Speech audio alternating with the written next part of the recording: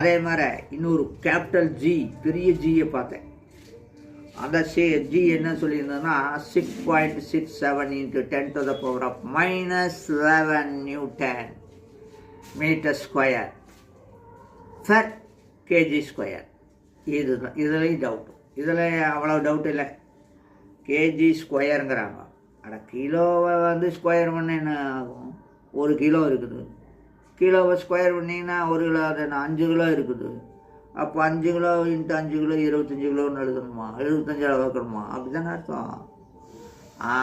அப்போ அது என்னது? அப்போ நியூட்டன்னா தெரியும்.